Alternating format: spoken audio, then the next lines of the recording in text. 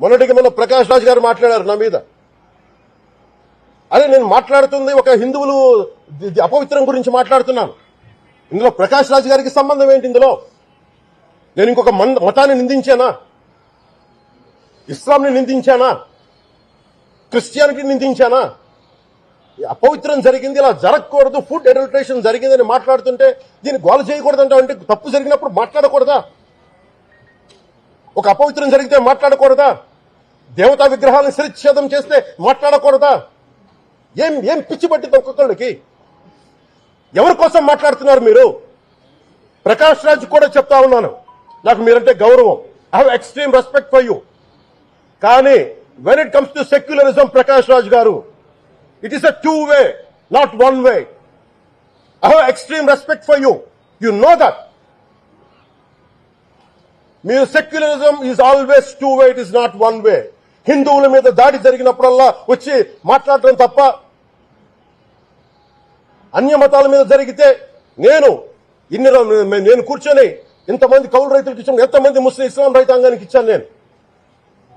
ఇదే ఎన్ని మద్రాసాలకి డబ్బులు ఇచ్చాను నేను, 25 లక్షలు 30 లక్షలు ఇచ్చాను, నేను ఇచ్చినవాడిని. నేను నాకు అన్య మతం ఇస్లాం మీద గౌరవం ఉన్నవాడిని, క్రిస్టియానిటీ మీద గౌరవం ఉన్నవాడిని. చిన్నప్పటి నుంచి కూర్చొని మిషనరీ స్కూల్లో చదువుకున్నవాడిని. నా టీచర్ చెప్పిన సూక్తి, తను తగ్గించుకున్నవాడు హెచ్చింపబడినని చెప్పి బైబుల్ సూక్తిని ప్రతిసారి కోట్ చేస్తూనే ఉంటాను. ఇది నా గౌరవం, ఇది నేను చూపించే గౌరవం.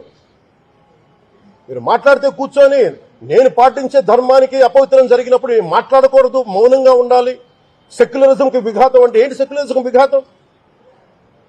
నా ఇంటి మీద దాడి జరిగినప్పుడు నేను మాట్లాడకూడదా? నా ఇల్లు 10 మందికి ఆశ్రయం ఇస్తుంది. నా సనాతన ధర్మం అన్ని ధర్మాలకి ఆశ్రయం అయితే దానికి దాడి జరిగినప్పుడు, దాని మీద అపవిత్రం జరిగినప్పుడు దానికి కూడా మాట్లాడకూడదు అంటే ఏం మాట్లాడాలి మీతోటి? Prakash Raj garu, you have to learn your lessons. I respect you. It's not just Prakash Raj garu, all the people who thinks in the name of secularism. You're going haywire. Let me tell you guys, we are extremely hurt. Don't make a mockery out of our sentiments. We are deeply, deeply hurt. It's not fun for you. Maybe it might be fun for you. It is not fun for us. It's a deep anguish, deep pain. Don't you ever forget. Before you come and think 100 times and talk about Sanatana Dharma. Enough of this. చాలు. ఇష్టానికి మాట్లాడుతూ ఉన్నారు సనాతన ధర్మం మీద. అయ్యప్ప స్వామి మీద మాట్లాడతారు, సరస్వతి దేవి మీద మాట్లాడతారు. అల్లా మీద మీరు మాట్లాడగలరా? మొహమ్మద్ ప్రవక్త మీద మీరు మాట్లాడగలరా? జీసస్ మీద మీరు మాట్లాడగలరా? అందరూ కూర్చొని సనాతన ధర్మం మీద, వినాయకుడి మీద జోకులు వేస్తారు, దుర్గాదేవి మీద జోక్స్ వేస్తారు, సరస్వతి దేవి మీద జోక్స్ వేస్తారు. మా మనోభావాలు గాయపడవా? మాకు బాధ ఉండదా?